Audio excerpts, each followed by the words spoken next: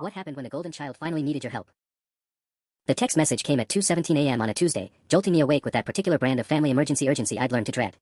Hey bro, I know it's late but I really need to talk. Can you call me? It's important. I stared at my phone screen, the blue light harsh in my dark bedroom. Kevin hadn't texted me in 6 months, not since sending a blurry photo of his latest business venture, some cryptocurrency trading setup he'd invested everything into. Before that, it had been 8 months.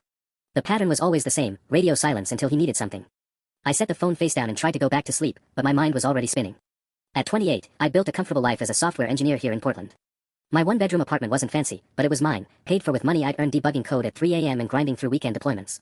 No help from mom and dad, no safety net, just the same, figure it out yourself, philosophy they drilled into me since I turned 18. The phone buzzed again. Then again. Please Jake, I'm really in trouble this time. Can you just call me back? I promise I wouldn't ask if it wasn't serious. I knew I should ignore it. Kevin was 25 now, old enough to handle his own problems. But that nagging sense of family obligation, the one mom had weaponized my entire childhood, made me reach for the phone. Jake. His voice cracked slightly when he answered on the first ring. Thank God. I wasn't sure you'd call back. It's 2:30 in the morning, Kevin. What's going on? I'm fucked, man. Like, really fucked. I could hear him pacing, that nervous energy that meant he'd been spiraling for hours. The crypto thing completely collapsed. I lost everything. And I mean everything. I sat up in bed, suddenly wide awake. What do you mean everything? I borrowed money. A lot of money. From credit cards, from this guy Marcus I met through a friend, even took a cash advance on a car loan dad co-signed for me. His words tumbled out faster now, desperate and breathless. I thought I could triple it in 6 months, maybe a year at most. The returns looked so good on paper. How much are we talking about here? I asked, though I already dreaded the answer. $87,000. The number hit me like a physical blow. I'd worked for 3 years to save half that amount for a house down payment, carefully budgeting every expense, eating ramen more nights than I cared to admit. Kevin had blown nearly double that on what amounted to gambling. Jesus Christ, Kevin. I know. It was stupid. But Jake, I'm going to lose the apartment. Marcus wants his money by Friday or he's going to. Kevin's voice trailed off. Look, he's not a patient guy, okay? And the credit card companies are calling every day. I haven't slept in weeks. I found myself standing now, pacing the same nervous pattern I'd criticized him for moments earlier. This was exactly what I'd feared, Kevin's golden child syndrome finally crashing into reality, except now the debris was going to land on everyone else. Have you talked to mom and dad about this? I can't. His voice went small, almost childlike. They'll kill me. You know how they are about the family reputation. Right. The family reputation that somehow never included my achievements, only their precious baby boy's potential. What exactly are you asking me for, Kevin? I kept my voice level, though my grip on the phone had tightened enough to make my knuckles ache. I need $40,000. Just until I can get back on my feet. I've got some interviews lined up, and there's this new opportunity with a startup that. $40,000. I cut him off before he could launch into another one of his pipe dreams. You want me to give you $40,000? It's a loan, Jake. I'll pay you back with interest. 10%, 15 if you want. I just need to get Marcus off my back and make minimum payments on the cards until I can figure something out. I walked to my kitchen and stared out the window at the empty street below. $40,000. It would wipe out my down payment savings and then some. Money I'd scraped together working 60-hour weeks, taking on freelance projects, saying no to dinners and vacations and basically every fun thing people my age were supposed to do. Kevin, even if I wanted to help you, and I'm not saying I do, I don't have that kind of cash lying around. I'm not some tech startup founder swimming in equity. But you've got to have savings, right? You're always so responsible with money. There was something almost resentful in his tone, like my financial stability was somehow unfair. And didn't you get that promotion last year? Plus you never spend money on anything fun. Never spend money on anything fun. As if choosing stability over instant gratification was some kind of character flaw. As if the reason I had savings was because I'd been handed opportunities instead of earning them 3 years of careful planning. I have savings because I've never had anyone to bail me out when I made mistakes, I said, unable to keep the edge from my voice. Remember when I crashed my car junior year of college? I worked double shifts at that pizza place for 4 months to pay for repairs. You got a brand new Honda Civic when you turned 18. Come on, man, this isn't the time for. Or when I needed $1,200 for summer credits to graduate on time, and Dad told me to take out more student loans while they paid for your entire fraternity membership fees. Jake, please. I get it, okay. I know they helped me more. But we can't change that now, and I'm drowning here. This Marcus guy isn't going to care about our family dynamics when Friday rolls around. The mention of this Marcus character sent a chill through me. I'd grown up with Kevin, watched him charm his way through every scrape with teachers, parents, even cops when he got pulled over for speeding. But you couldn't charm your way out of owing money to the wrong kind of person. What kind of guy loans money to someone without collateral? I asked. Kevin was quiet for a long moment. He's connected to some people Marcus knows from the gym. It seemed legitimate at the time. Professional, even. He had business cards. Business cards. My little brother had borrowed money from what sounded like a loan shark because the guy had business cards. How much time do you actually have? He wants 20 by Friday, the rest within 60 days. If I can just make that first payment, show good faith, maybe I can negotiate something for the rest. $20,000 by Friday. Today was Tuesday, which meant I had less than 4 days to decide whether to save my brother's ass or watch him learn the lesson our parents had never bothered to teach him. The really sick part. I actually had the money. The silence stretched between us as that truth settled in my chest like a lead weight. I did have the money. Not just the 20,000 he needed immediately, but most of the 40 he was asking for. 3 years of overtime pay, freelance work, and living like a monk had built up my savings to just over $52,000. It was supposed to be my future, a house, maybe starting my own consultancy, the financial security our parents had never provided. Jake? You still there? Kevin's voice was smaller now, probably reading the silence as rejection. Yeah, I'm here. I rubbed my temples, feeling a headache building. I'm thinking. Look, I know I haven't been the best brother. I know things weren't fair growing up. But we're adults now, and I'm scared, Jake. Really scared. There it was, the admission I'd been waiting my entire life to hear. Kevin finally acknowledging what we both knew but had never spoken aloud. The different standards, the different expectations, the way our parents had built his confidence while teaching me self-reliance through benign neglect. But even as part of me felt vindicated, another part recognized the fear in his voice. I'd heard it only once before, when we were kids and Kevin had fallen through the ice at Miller's Pond. That same desperate edge that said he was in over his head and knew it. Have you actually looked for regular jobs, or are you still chasing get-rich-quick schemes? I've been applying places, but it's harder than I thought it would be. Most of the decent positions want experience I don't have, and the ones I'm qualified for. He paused. They pay like 35 grand a year, Jake.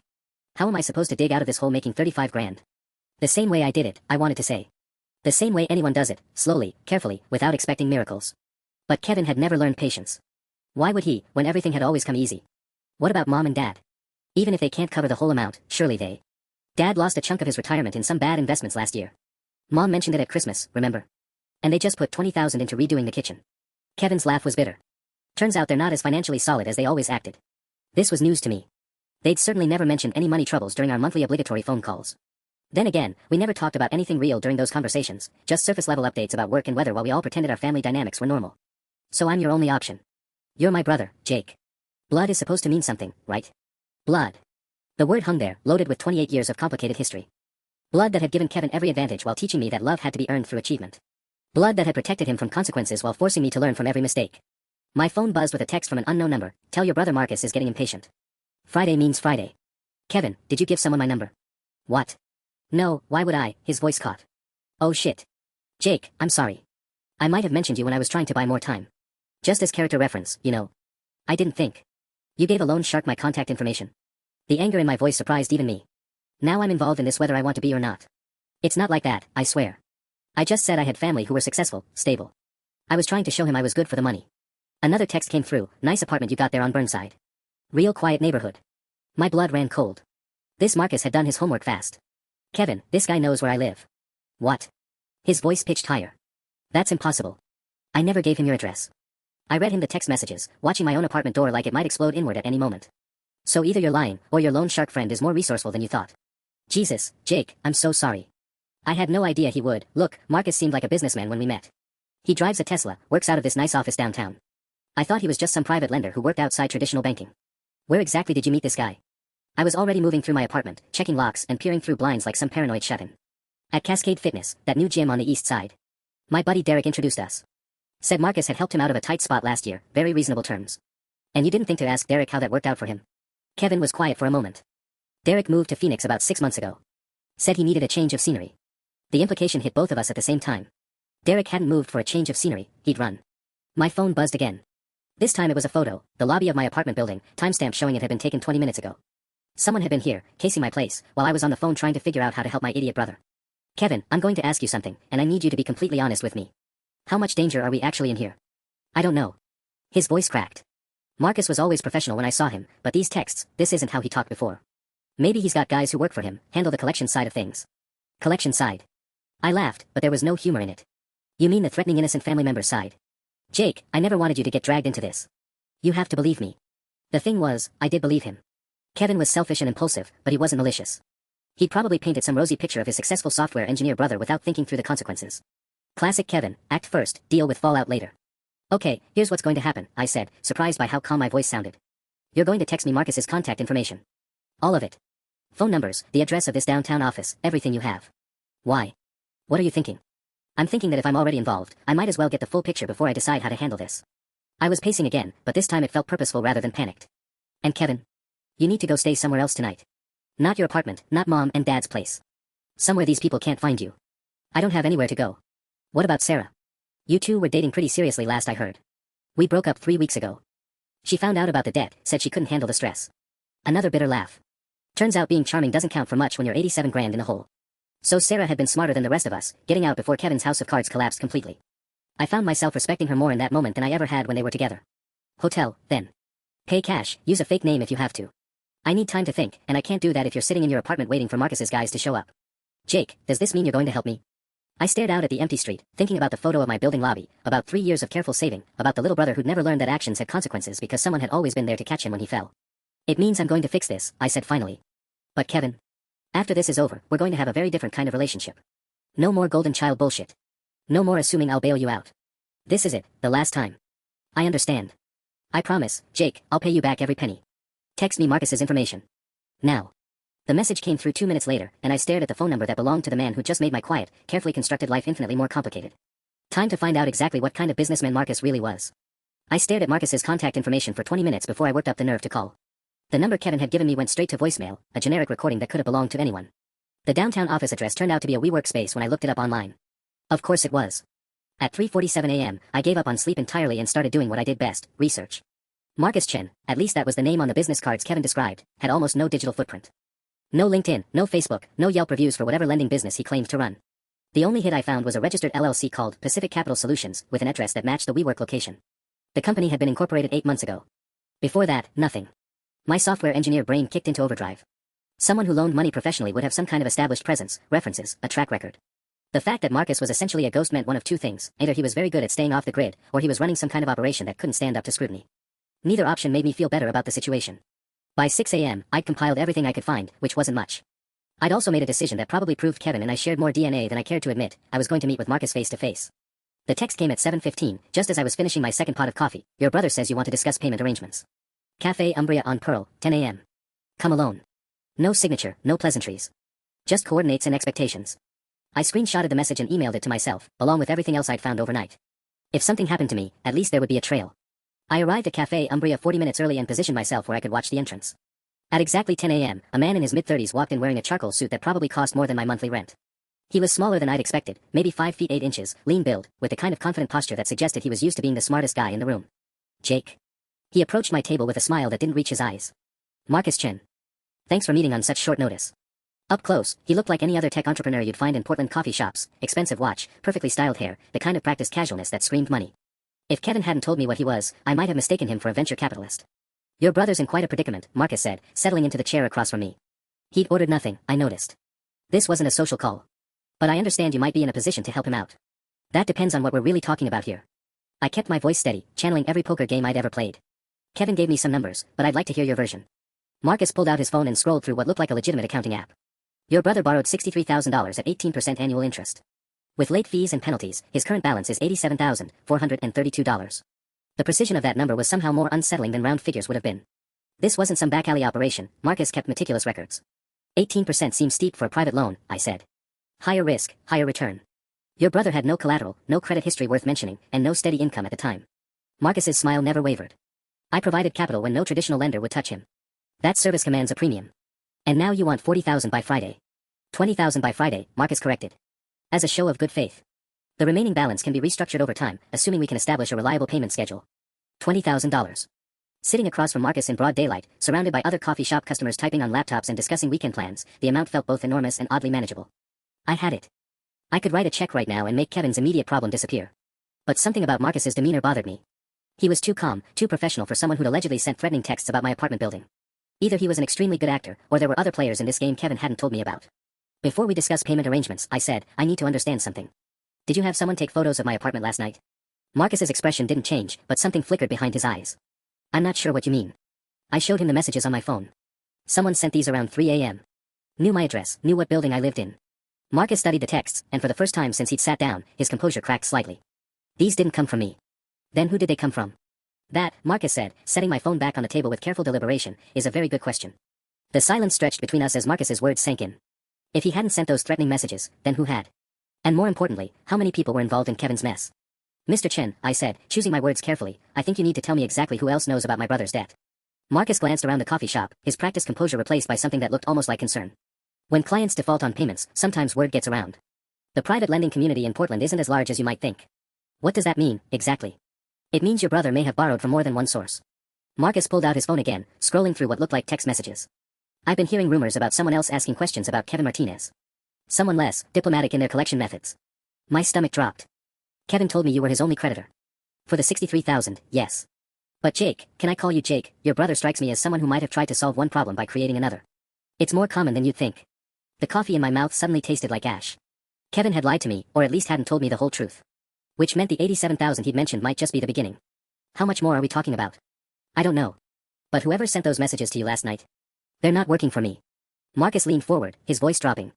In fact, I'd appreciate it if you could find out who they are. Competition makes everyone nervous in this business. I stared at him, trying to process what he was telling me. Marcus wasn't the immediate threat, he was just one creditor among potentially several. The real danger was some unknown entity that had already proven they could find my address and were willing to involve family members. I need to ask you something, and I need a straight answer, I said. What happens if Kevin can't pay? Marcus considered this for a moment. From me? I'll garnish wages if he ever gets steady employment, put liens on any assets he acquires, standard collection procedures. I'm a businessman, not a thug. And the other guy? I honestly don't know. But Jake? Marcus stood up, adjusting his expensive suit jacket. If I were you, I'd find out fast. Legitimate lenders like myself have reputations to maintain. Some of the newer players in this market are less concerned with long-term business relationships. He handed me a business card, actual card stock, professional printing, the works. My offer stands. 20,000 by Friday buys your brother breathing room. But if there are other debts involved, you might want to get a complete accounting before you write any checks. After Marcus left, I sat in a coffee shop for another hour, staring at my phone and trying to figure out my next move. Kevin had lied to me about the scope of his debt, which meant I couldn't trust anything else he told me. The threat against me was real, but it wasn't coming from the source I'd expected. At 11:30, I called Kevin's number. It went straight to voicemail. I tried again at noon. Same result. By 12:30, I was starting to panic. Kevin was supposed to be laying low at some anonymous hotel, but what if he tried to handle things himself? What if whoever had sent those messages had already found him? My phone buzzed with a text from another unknown number. Your brother is safe for now. But lies have consequences. We need to meet. This time, there was no photo, no specific threat. Just a simple statement that made my blood run cold. Kevin wasn't hiding in a hotel somewhere, someone had him. And they wanted to talk. The address in a follow-up text led to a warehouse district I'd never been to before, the kind of industrial area where legitimate businesses closed at 5 p.m. and left everything else to operate in the shadows. I sat in my Honda Civic for 20 minutes, watching the empty street and questioning every decision that had led me to this moment. At exactly 2 p.m., a black SUV pulled up beside me. The driver's window rolled down, revealing a woman in her 40s with silver-streaked hair and a kind of no-nonsense expression I associated with high school principals. Jake Martinez. Her voice carried a slight accent I couldn't place. I'm Elena. Get in. Where's my brother? Safe. Get in the car, and I'll take you to him. Everything about this felt like a trap, but the alternative was driving away and leaving Kevin to whatever fate Elena and her associates had planned. I locked my car and climbed into the passenger seat of the SUV. Elena drove in silence for 10 minutes, winding through industrial streets until we reached a converted office building that had seen better decades. She led me through a side entrance and up 2 flights of stairs to what had once been a law firm's offices, based on the faded lettering still visible on the frosted glass doors. Kevin sat in a chair in what used to be the conference room, looking small. You borrowed money from loan sharks to fund cryptocurrency trading. It wasn't supposed to be risky. The algorithms were back-tested, the patterns were consistent. Patterns. Elena's laugh was sharp. Mr. Martinez, there are no patterns in gambling. There are only winners and losers, and you have definitively placed yourself in the latter category. She turned her attention back to me. Which brings us to why you're here. Your brother mentioned that you're financially stable. Employed. Responsible. Unlike him, I said. Unlike him, she agreed. Kevin seems to think family means never having to pay for your mistakes. Is that your understanding of the situation? The question hung in the air like a challenge. Elena was testing me, trying to figure out if I was another mark or someone she needed to take seriously. My understanding, I said carefully, is that Kevin got himself into this mess, and now he's hoping I'll get him out of it. What I haven't decided is whether that's my responsibility. Elena smiled for the first time since I'd met her. An honest answer. I respect that. She closed her portfolio. Here's the situation, Mr. Martinez. Your brother owes me $43,500. The weekly interest means that number grows by roughly $8,000 per month. At his current earning potential, Kevin will never pay me back. So what do you want from me? $43,500. Today. In exchange, your brother's debt is forgiven, and we part ways as professionals. I looked at Kevin, who was staring at his hands like they held the secrets of the universe. Even if I paid Elena, there was still Marcus's debt to consider. I'd be looking at over $60,000 total, more money than I'd saved in 3 years of working 60-hour weeks. And if I say no? Elena's expression didn't change, but something cold flickered behind her eyes. Then Kevin and I will need to explore alternative payment arrangements. I understand he has family who care about his well-being. Sometimes that's more valuable than money. The threat was crystal clear. Pay up, or everyone I cared about would become leverage in Elena's collection efforts. I need time to think about this, I said. You have until 6 p.m. today, Elena replied.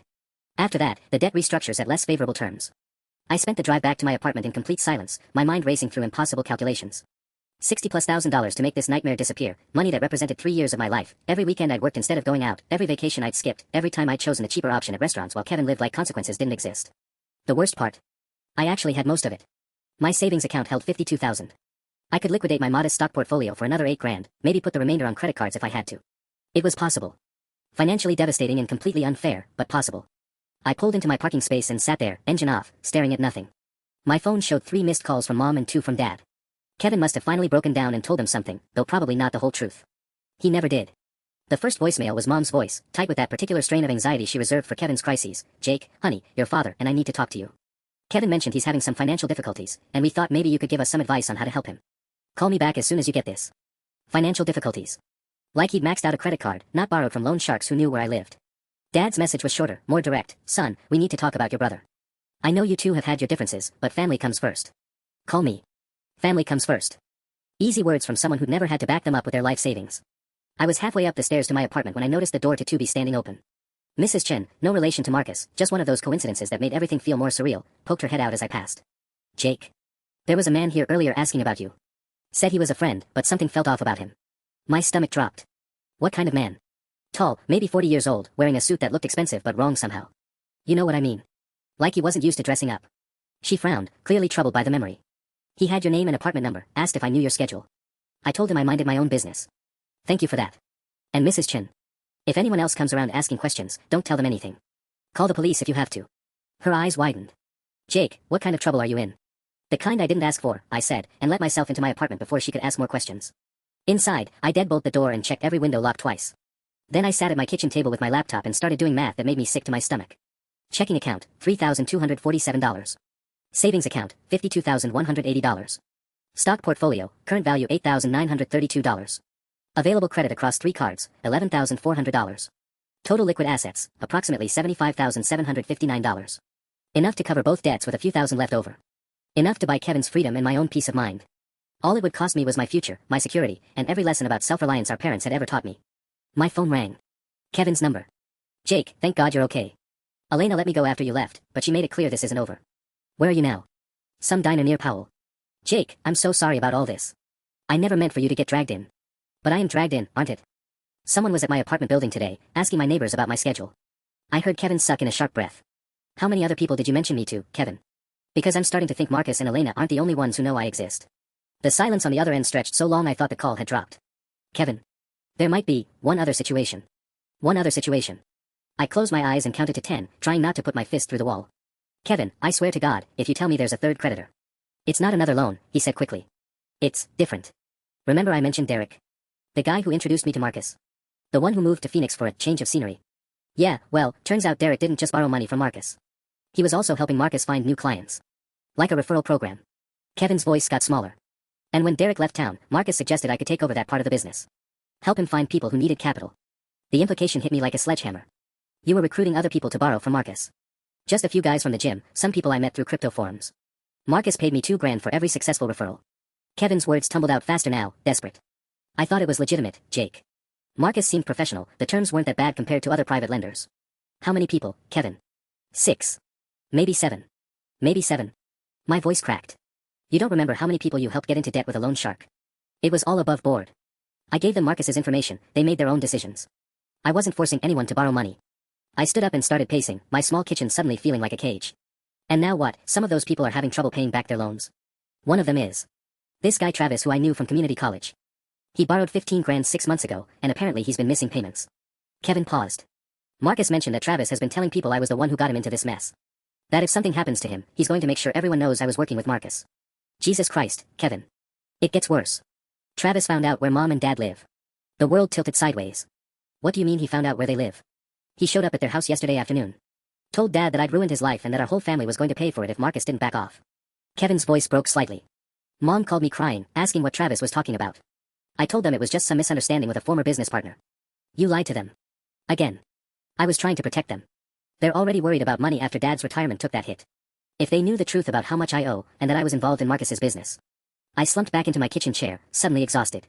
It wasn't just Elena and Marcus anymore. Now there was Travis, who sounded unhinged enough to involve our parents in whatever revenge fantasy he was cooking up. And God knew how many other people Kevin had referred to Marcus who might decide the messenger was responsible for their bad decisions. Where are Mom and Dad now? At home, I think. I told them to call the police if Travis came back, but you know how Dad is about getting authorities involved in family business. I did know. Dad would handle it himself until the situation spiraled completely out of control, then wonder why no one had warned him how bad things were getting. "Kevin, I need you to listen to me very carefully. You're going to call mom and dad right now and tell them to pack a bag and go stay with Aunt Carol for a few days. Tell them whatever story you want, but get them away from that house. What are you going to do? I stared at my laptop screen, at the banking website that could transfer $60,000 with a few mouse clicks. At 3 years of my life reduced to numbers in a computer. I'm going to fix this, I said. All of it. Jake, you don't understand how much. I understand perfectly. I hung up before he could finish the sentence. I transferred $43,500 to Elena at 4:47 p.m., watching 3 years of my life disappear with a few clicks on my banking app. The confirmation number felt like a death certificate for my future plans. Elena texted back within minutes, received. Your brother's debt is cleared. Pleasure doing business with you. One down. Marcus would have to wait until tomorrow, the banks wouldn't process another large transfer until the next business day, and I needed time to figure out how to explain a $20,000 withdrawal to my credit union without triggering fraud alerts. But as I sat in my gutted apartment, staring at my savings account balance that now read $8,680, I realized the money was only part of the problem.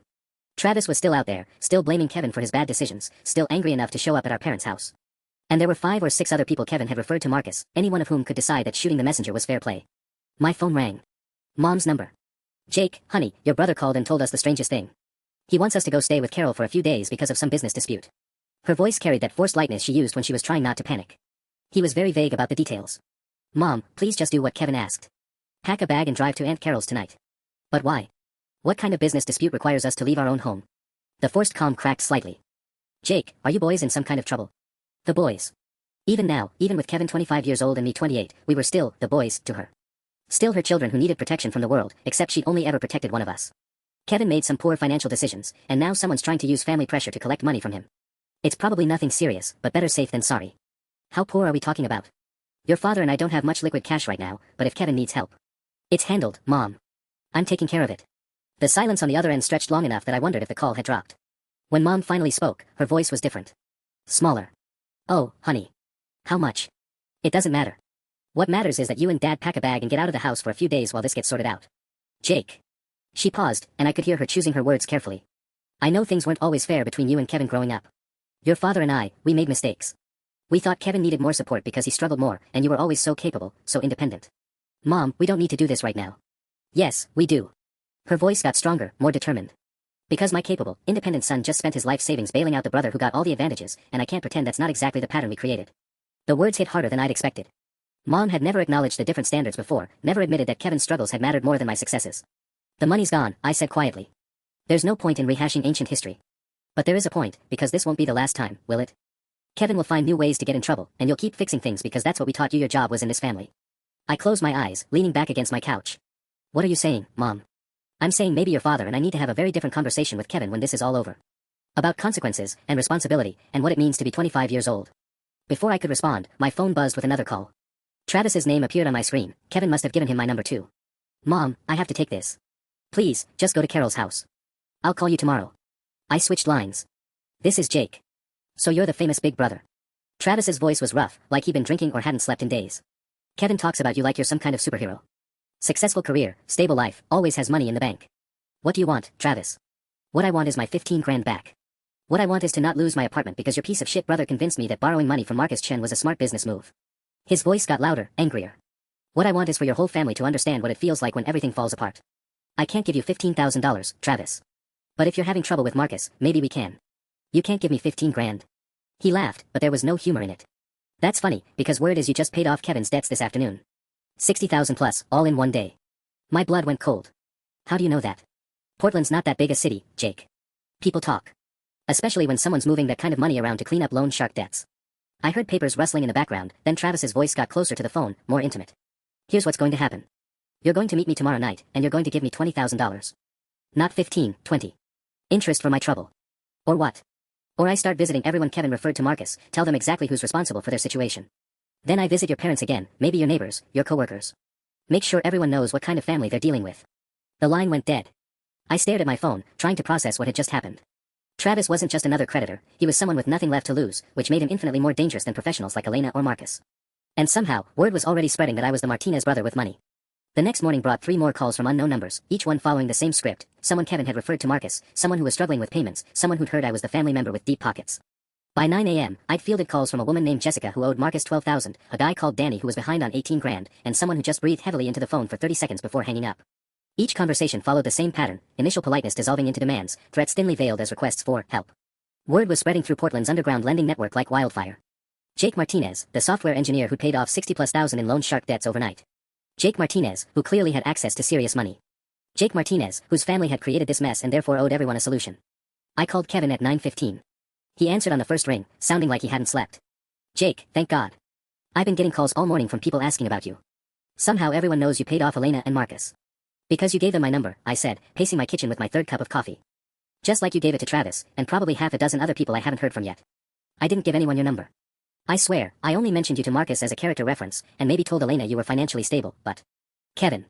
I cut him off before he could build momentum. I've gotten 6 calls this morning from people demanding money. 6 different people who know my name, my phone number, and exactly how much I paid out yesterday. That information didn't spread by accident. The silence stretched long enough that I could hear Kevin's breathing, fast and shallow like he was having a panic attack. There's something I didn't tell you, he finally said. When I was recruiting people for Marcus, I had to fill out these forms. Client referral documents. They asked for references, emergency contacts, family information. What kind of family information? Names, phone numbers, addresses. Employment details if I knew them. His voice got smaller.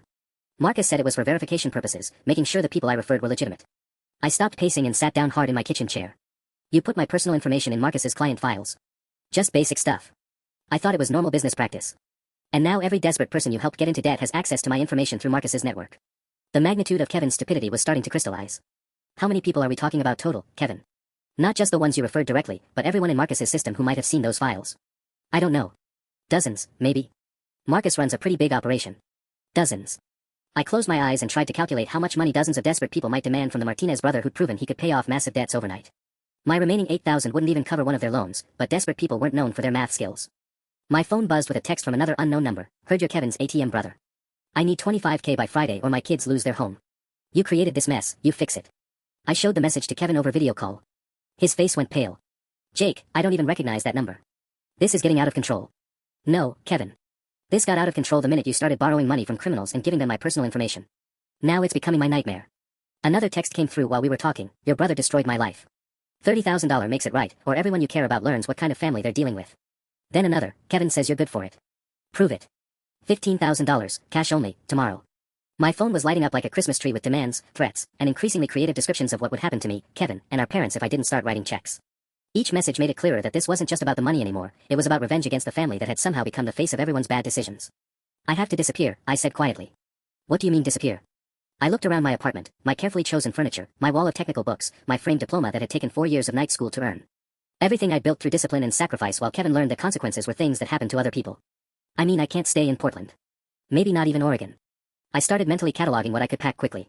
Too many people know where I live, where I work. And it's only going to get worse. Jake, you can't just run away. What about your job? Your life? My job won't matter much if I'm dead. And apparently my life stopped being my own the minute you decided to play venture capitalist with other people's money. The plan started forming while I sat in my car outside a storage facility at 2 a.m., watching the empty street and trying to figure out how to disappear without completely destroying my life. I'd already called in sick to work, something I'd never done without actually being sick, and spent the day moving my most important possessions into a climate-controlled unit under a fake name. My laptop contained 3 years of freelance work and client contacts. If I was careful, I could work remotely from anywhere while this nightmare played itself out. The question was whether I'd have enough time to establish myself somewhere new before my money ran out completely. My phone buzzed. Another unknown number, but this time the message was different. Jake Martinez? This is Detective Sarah Chen with Portland PD. We need to discuss some complaints that have been filed regarding harassment and threats. Please call me at 503-555-0147. Finally. Someone official was paying attention to what was happening. I called the number immediately. Detective Chen. This is Jake Martinez. I got your message about harassment complaints. Mr. Martinez, thank you for calling back so quickly. Her voice was professional but tired. We've had several people contact us in the last 24 hours claiming you owe them money and have been avoiding payment. However, we've also received reports that you're being threatened and extorted. I'm trying to sort out what's actually happening here. I gave her the condensed version, Kevin's debts, the loan sharks, my decision to pay off the legitimate creditors, and the subsequent flood of demands from people who seem to think I was responsible for everyone's financial problems. How many people are we talking about, Mr. Martinez? I've gotten calls or texts from maybe 15 different numbers since yesterday morning. The amounts they're demanding range from $8,000 to $35,000. I pulled up my phone log. Most of them claim my brother convinced them to borrow money from Marcus Chen or his associates. Marcus Chen. I could hear her typing. We're familiar with Mr. Chen's operation. He's been on our radar for several months, but he's careful to stay within legal boundaries. High interest rates aren't illegal if both parties agree to the terms. What about the threats? People are talking about visiting my parents, my workplace, making my life hell until I pay them. Those are definitely illegal. The problem is proving who's making them. Detective Chen paused. Mr. Martinez, I have to ask, do you actually owe these people money? Not directly. But my brother involved me in his business dealings without my knowledge or consent, and apparently gave out my personal information to dozens of people who are now desperate and angry. That's complicated. Legally speaking, you're not responsible for debts you didn't incur. But if people believe your brother was acting as your agent in some capacity, they might feel justified in pursuing you for payment. I explained about the referral forms Kevin had filled out, how my information had been spread throughout Marcus's network as some kind of family guarantee. Detective Chen was quiet for a long moment. Mr. Martinez, I'm going to be honest with you. This situation is going to get worse before it gets better. Even if we arrest some of the people making threats, word has already spread that you have access to significant money. That makes you a target for every desperate person in Marcus Chen's orbit. So what do I do? Officially, document everything, don't respond to threats, and let us handle it through proper legal channels. She paused. Unofficially, if I were in your position, I'd consider making myself very hard to find for a while. After hanging up, I sat in my car staring at the storage facility where my life was now packed into a 10 by 10 cube. Detective Chen's advice confirmed what I'd already suspected. Staying in Portland meant becoming a permanent target for every person Kevin had helped destroy. My phone rang. Mom's number. Jake, honey, we're at Carol's like you asked, but your father is asking questions I don't know how to answer. Her voice was strained. He wants to know exactly how much money Kevin lost, and how much you paid to fix it. I closed my eyes. What did you tell him? The truth. That our youngest son gambled away over $100,000, and our oldest son sacrificed his future to keep Kevin from getting hurt. Her voice cracked slightly. Your father's been very quiet since then. Mom. No, let me finish. We failed you, Jake. We failed you so completely that you felt responsible for cleaning up a mess you had no part in making. She took a shaky breath. And now you're talking about leaving Portland because of decisions Kevin made and we enabled. In the background, I could hear Dad's voice, gruff and angry. Is that Jake? Give me the phone. Son. Dad's voice was different than I'd ever heard it, smaller, older. I need you to tell me something, and I need the complete truth. How much did you spend yesterday? Dad, it doesn't matter now. It matters to me. How much? I stared out at the empty street, thinking about lies and family loyalty and the price of always being the responsible one. $63,500, I said quietly. Everything I'd saved for the last 3 years. The silence on the other end of the phone stretched so long I thought Dad had hung up. When he finally spoke, his voice was barely above a whisper. $63,000. He repeated the number like he was trying to make it make sense. Jake, that's more than I made some years when you boys were growing up. I know, Dad. And Kevin. Kevin just expected you to have that kind of money lying around. I could hear Mom in the background, probably sitting at Aunt Carol's kitchen table with tissues, trying to process the scope of what their golden child had done to their responsible child. He was scared, Dad. People were threatening him, threatening me. I made a choice. No. Dad's voice got stronger, angrier. You made a sacrifice. There's a difference. Before I could respond, my phone buzzed with an incoming call from Kevin. Then another from an unknown number. Then 2 texts in rapid succession, still waiting for my $20K, ATM boy, and your brother cost me my business. Time to pay up. Dad, I have to go. Stay at Carol's, okay? Don't go home until I figure this out. Jake, wait. I hung up and stared at my phone as it continued lighting up with demands. 17 different numbers now, all wanting money I didn't have, all convinced that Kevin's family owed them a solution to problems they created by trusting a compulsive gambler with their financial futures. Kevin's call went to voicemail. I didn't listen to it. At 3:47 a.m., I made the decision that would change everything. I called my boss, got his voicemail, and left a message explaining that I had a family emergency and needed to take extended unpaid leave. Then I drove to the ATM and withdrew the daily maximum from my checking account. Tomorrow I'd close the account entirely. But first, I had one more person to deal with. Marcus Chen answered his phone on the second ring, sounding wide awake despite the hour. Jake. This is unexpected. We need to talk. In person. Now. It's almost 4 a.m.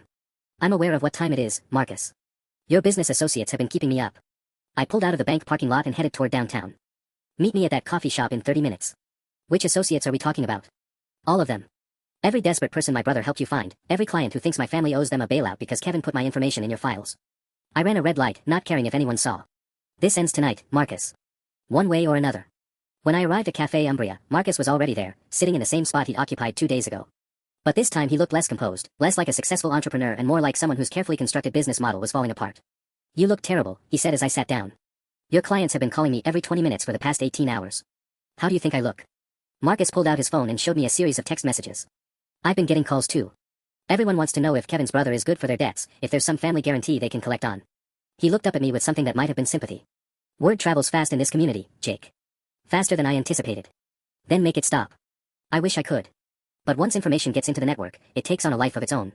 Marcus leaned forward. These people aren't my employees, Jake. They're independent borrowers who happen to know some of the same people I know. I can't control what they do any more than you can control what Kevin did. My phone buzzed with another text, 24 hours, Martinez. Then we start visiting your family. I showed Marcus the message. His expression darkened. That's not one of mine, he said quietly. That's someone else entirely. Marcus studied the threatening text on my phone, his professional composure finally cracking completely. This isn't part of the legitimate lending network, Jake. This is something else entirely. What do you mean something else? I mean, there are other players in Portland who heard about your brother's situation and decided to get creative. He scrolled through his own messages, frowning. Look at this, I got 3 calls yesterday from people claiming Kevin referred them to me, but I've never seen these names before. My stomach dropped. You think people are pretending Kevin sent them to you? I think word got out that Jake Martinez pays off loan shark debts, no questions asked, and now every con artist and desperate gambler in the city sees an opportunity. Marcus looked genuinely concerned. The legitimate borrowers, the ones Kevin actually referred, they're bad enough. But if random criminals are starting to use your brother's name as an excuse to extort you. Another text came through while he was talking. Your brother Kevin promised me you'd cover his gambling debts. $40,000 by tomorrow or your parents get a visit. I showed Marcus the message. I've never heard of Kevin gambling beyond the crypto trading. Because he probably wasn't. But whoever sent this doesn't care about the truth. Marcus stood up, suddenly looking older than his mid-30s. Jake, I've been in this business for 3 years, and I've never seen anything like what's happening to you. It's like someone opened a floodgate. My phone rang. Elena's number. Jake Martinez. Her voice was crisp, all business. We need to discuss a complication. I thought Kevin's debt to you was settled. It was. But I've had 7 people contact me since yesterday claiming they're associates of yours, asking about payment terms for various debts. Elena paused. One of them knew details about our transaction that should have been confidential. The coffee shop suddenly felt too small, too exposed. What kind of details? The exact amount you paid, the timing, the method of transfer. Information that only came from 3 sources, you, me, or someone with access to financial records they shouldn't have. Marcus was watching my face as Elena talked. Someone's been tracking your transactions, he said quietly when I hung up. Professional level surveillance. Who would do that? Someone who realized that Kevin Martinez has a brother with serious money, and decided to build a business model around that fact. Marcus grabbed his jacket. Jake, you need to understand something. What started as a debt collection problem has turned into organized extortion. These aren't just desperate borrowers anymore, someone is coordinating this. As if summoned by his words, my phone buzzed with 3 simultaneous texts from different numbers. Kevin owes me $15,000. You have 48 hours. Your brother cost me my house. $25,000 makes it right. Family debt is family debt. $30,000 by Friday or everyone suffers. But this time I noticed something that made my blood run cold. The messages had arrived at exactly the same timestamp, down to the second. No way that was coincidence. Marcus, look at this. I showed him the timing. These came from different numbers but at the identical moment. He studied my screen, his expression growing darker. That's automation. Someone's running a systematic campaign against you. He looked up, meeting my eyes. Jake, this isn't about Kevin's debts anymore. Someone's using your brother's situation as cover for something much bigger. My phone started ringing. Unknown number. Then another. Then a third. All at once, like someone had just activated a calling campaign targeting my number. I powered off my phone entirely and looked at Marcus. How do I make this stop? Honestly? I don't think you can. Not from here. Marcus stood up. Whoever's behind this has resources, organization, and apparently access to financial surveillance capabilities. They've turned you into a target, and Portland isn't big enough for you to hide. Outside the coffee shop windows, I could see a black sedan that hadn't been there when I arrived. 2 figures sitting in the front seats, both looking in our direction. Marcus, I said quietly, are those people with you? He followed my gaze and shook his head. No. And I think it's time for both of us to leave. We left through the back exit of the coffee shop, but the black sedan was already moving to intercept us. Marcus grabbed my arm and pulled me toward his Tesla in the adjacent parking garage. Get in. Now. As we drove through downtown Portland's empty streets, Marcus made a series of phone calls in rapid-fire Mandarin. When he finished, he looked at me with something approaching respect. Jake, I'm going to tell you something, and you're not going to like it. But it's also going to solve your problem. I'm listening. The person coordinating this campaign against you.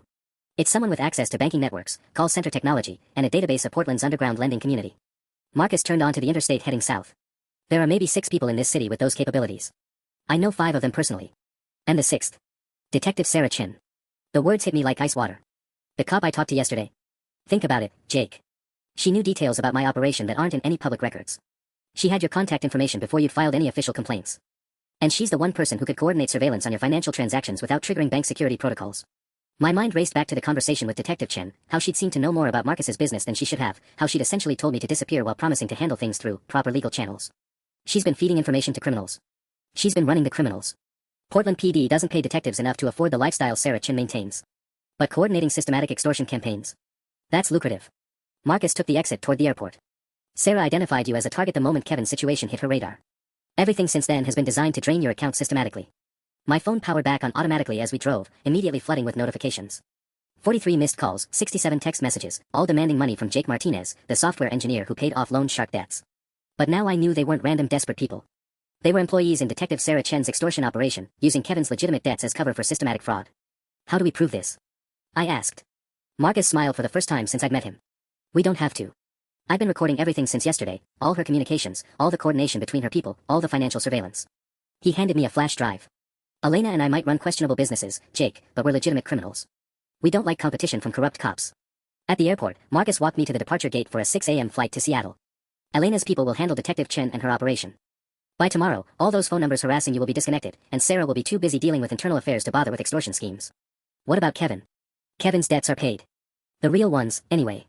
Marcus handed me an envelope. There's 15,000 cash in there, and a contact number for someone in Seattle who can help you start over. Consider it an apology for your brother's stupidity dragging you into our world. As my flight taxied down the runway, I called Mom from the airplane phone. Jake. Thank God, we've been so worried. It's over, Mom. Kevin's safe, the threats are going to stop, and Detective Chen is about to have a very bad day. I looked out at Portland shrinking below me. But I'm not coming home. Not for a while. Where will you go? Somewhere Kevin Martinez doesn't have a brother with money. Somewhere I can be just Jake again. 6 months later, I got a text from Kevin. Jake, I know you don't want to hear from me, but I wanted you to know, I got a real job. Warehouse work, $18 per hour. I'm paying Mom and Dad rent to live in their basement, and I haven't borrowed money from anyone in 127 days. I count every day. I know I can never pay you back what you lost because of me, but I'm trying to become someone who deserves a brother like you. I hope someday you'll let me try. I stared at the message for a long time before responding, 128 days tomorrow. Keep counting.